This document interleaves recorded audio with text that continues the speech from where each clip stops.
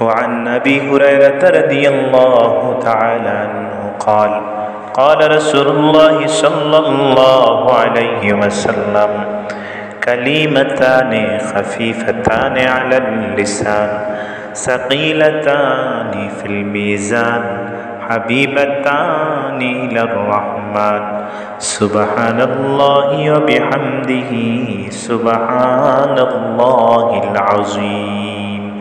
হযরত আবু হুরায়রা রাদিয়াল্লাহু তাআলা আনহু থেকে বর্ণিত, তিনি বলেন, রাসূলুল্লাহ সাল্লাল্লাহু আলাইহি ওয়াসাল্লাম ইরশাদ করেছেন, এমন দুটি বাক্য রয়েছে যা মুখে উচ্চারণে হালকা কিন্তু পাল্লায় ভারী এবং আল্লাহর কাছে অতি প্রিয়।